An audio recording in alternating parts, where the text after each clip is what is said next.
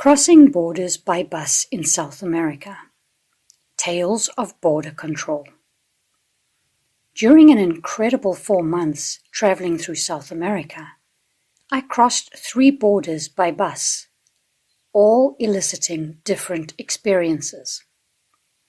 The first of which was on an epic 24-hour journey from Torres, South Brazil, to Buenos Aires in Argentina, and began at what I would never be able to call a bus stop of any kind. Hanging out under a highway overpass, I kept my eyes on the dirty, run-down store across the street for the bus to stop briefly and pick me up. In rapid Portuguese, my Brazilian friend told the bus driver all he needed to know as he answered his questions. After my luggage was tagged and loaded into the undercarriage, I said a tearful goodbye to the friend I'd grown to care for and took my seat. For the most part, the journey was good, and I had a fair few moments of awe as the bus cruised towards my next destination. Crossing the border into Argentina couldn't have been easier. When leaving Porto Alegre, one of the bus drivers collected our passports and residence cards. I'm not going to lie, watching someone walk away with my passport when I didn't have enough knowledge of Portuguese to ask where it was going concerned me greatly. But when in Rome, shortly after 6 a.m. the next morning, a young woman climbed the stairs to the top deck, placed the stack of official documents on a ledge, and began calling our names. I spotted my passport on the bottom of the pile and kept an eye on it, reaching for the little black book the moment she picked it up. Only one stamp had been added as proof of leaving Brazil. At that moment it worried me that there was no stamp for entering Argentina, but I figured that border control knew their job better than I did. As we sat idling at the border crossing, some passengers sleeping, some staring at their screens or out the windows, the bus company had done our dirty work for us and eased us through the border. Well, that was easy, I thought.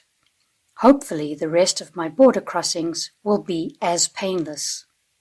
Spoiler alert, they weren't. The second border crossing came while traveling from Buenos Aires to Asunción in Paraguay.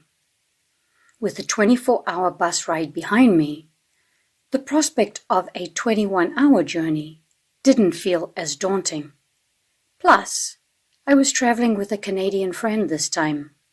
I wouldn't have a stranger sitting beside me for almost a day. Navigating our way onto the bus, however, hit a small snag as the 2 drivers rifled through the pages of my passport for my entry stamp into Argentina. Having only found the exit visa from Brazil myself, I watched anxiously as they chatted amongst themselves, the second knowing the deal and letting the first know that all was good. I let out a sigh of relief as they handed back my passport and motioned for me to board the vehicle. The entry into Paraguay, however, was far from smooth sailing. We entered the country around 7:30 the next morning. Nothing was done for us as it had been before, and we were told to get off the bus and directed towards a prefabricated, container-like building to get stamped out of Argentina. I now know that Argentina does not offer passport stamps. Instead, everything is done electronically. My passport was scanned, followed by a few taps on a keyboard, and I was ready to move to the identical adjacent container to get stamped into Paraguay. This is where things got a little sticky.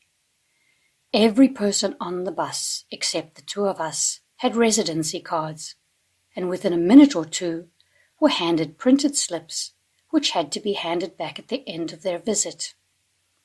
When the border control person got to us, 2 women with foreign passports, she looked at us like we were aliens from another galaxy clearly flummoxed about what to do with a New Zealand and a Canadian passport. She asked some questions in Spanish, which I did my best to answer, despite my less than ideal knowledge of the language. After searching for some answers on her phone and attempting to call someone else, she asked us to step aside while she processed the rest of the passengers, who filed back onto the bus without a care in the world. After the last traveler was processed, she beckoned us over to ask a few more questions, like how and when we were leaving Paraguay. I answered according to my travel plans, lying for my friend who hadn't made any plans to leave the country. I'd had a feeling before entering Paraguay that I would need to have evidence of onward travel plans, and I've come to trust my instincts. The government official eyed us suspiciously, probably wondering what the hell we were doing on a bus full of locals instead of flying. One of the bus drivers came over and slipped some money to another, who handed it to her. She promptly put it in her pocket, and shortly thereafter, we were stamped into Paraguay. I'd never been happier to see money exchange hands in my life. A wave of relief washed over me as I wandered back to the bus, which pulled into Asunción 40 minutes later. I only hoped that the next crossing would be easier, and thankfully it was.